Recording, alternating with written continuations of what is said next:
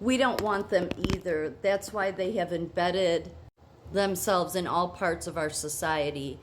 They are in government with the dual citizenship in Congress. They own the media, the banks, blah, blah, blah, blah, blah, blah, blah. Yeah, so no evidence for any of that. It's amazing, though, because I think that you just have just a bit, well, really way, way backwards. What's embedded itself in our society is Nazis. I mean, and that's the most common sense, because we not only had, the CIA bringing in the Nazi scientists with Operation Paperclip, totally declassified, right? Everybody should know that by now. That's been out there for a long time. But they were also letting the Nazis in at the border because of the Displaced Persons Act after World War II. And we were discriminating for a year against the displaced Jews. But this narrative, somehow, the Jews that no country wanted, nobody did. Germany didn't want them, pushed them to Palestine, and got the whole Middle East didn't want. I mean, we were discriminating against them, but they somehow managed to embed themselves in everything, including the banks and the dual citizenship bullshit. And what I'm here to say is, no, the Nazis are the problem. So when you say we don't want them either, we don't want the Jews either, then you're saying it to me too. And I'm not a Jew, but I'm a Christian. And I say this, well, because Hitler, the reason he was starting with the Jews is because he hated Christianity. He hated it. And he saw it as, well, it came from the Jews, and he would be right, wouldn't he? Yeah, because all the disciples were Jews. So that's where his beginning was starting. But while he was at his demonic work in Europe, and Europe itself being, I don't know, some energy that seems to still be over it, maybe, because they're the ones controlling speech. I mean, really, I would have, if the Jews were controlling speech on social media, then I would have millions of followers. So they totally lacked all of this. No sense here at all. We have more Nazis embedded here in America.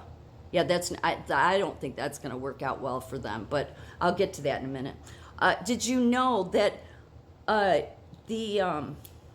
that Hitler was so obsessed with wanting to find that the Aryan race was the superior race, that I don't know what the Europeans or the Nordic race is the superior race of all, because he wanted to find this so much so that he went in search of lost Atlantis. Yeah, I've heard a lot from different sects and channels about, the lost Atlantis. Yeah, stay down that path with Hitler. Why don't you? Why the Nazis were obsessed with finding the lost city of Atlantis, in search of Atlantis, seeing it as important to their mythology. Yes, so important, because they needed a way to justify their demonic behavior. So if they could find this lost city that would bring them to the Holy Grail, where they could realize that no, the Nordic people or the European people are the true race, that's the superior race, then it justifies killing the Jews and the Christians. And he hated Christianity. So killing the Jews to him was the beginning, because had the Jews never been started at all, then Christianity would have never came. And then there's the Court of Lucifer, a voyage with Europe's benevolent ghosts. Yeah, this Otto Rand, what an interesting character he is. He worked for the SS, for Hitler. And when you signed a contract with Hitler, you were, it was like if you terminated, you would be terminated.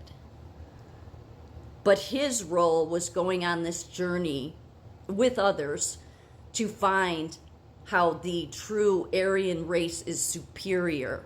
And they went in search of the lost city, but they also, what this is about, is a journey in search of the light bringers. Yeah, Otto Rahn is a travel diary chronicling his mid-1930s journeys across Europe as an occult investigator for the Third Reich. Rahn, under the influence of the SS leader Heinrich Himmler, sought to find connections to the Holy Grail, pagan traditions, and heretical beliefs. It explores his fascination with Lucifer as a symbol of illumination and freedom, akin to the sun gods in pagan worship, and his rejection of traditional Christian doctrines. His journey took him on locations in southern France, Iceland, seeking a Nordic equivalent to Mount Sinai, blending myth, history, and esoteric ideas. He came to see Lucifer as not as the devil, but as a positive figure, a bearer of light akin to Apollo.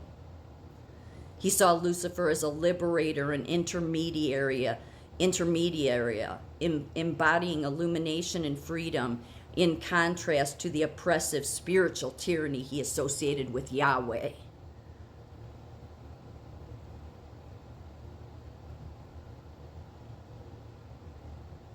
All of this to justify the demonic horror they did in Europe. And yet you think the Jews are the problem. So this is just some of the chapters. I thought this is interesting, this Saint Germain, because I see that all over the place, especially the last 4 years. Yeah.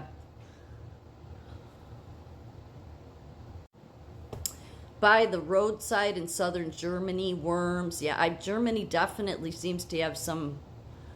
I don't. The Prince of the Power of the Air definitely seems to, be heavy over Europe. And again, that's who J.D. Vance said was controlling speech on social media. So it seems that Prince of Darkness is still pretty heavy over there. But you getting in my comment section and saying we don't want them either, well, you're really saying it to me. I'm not a Jew, but it was Jews that started Christianity to begin with. So you're saying that to me. And I just don't think that'll go over well in America because we are the biggest Christian nation. So even though there's a ton of Christians that buy into this bullshit narrative, if they really knew that what Hitler hated the most was Christianity, then maybe they'd rethink believing this bullshit. But good luck trying to take Christianity down in America. You go up against God, you'll lose.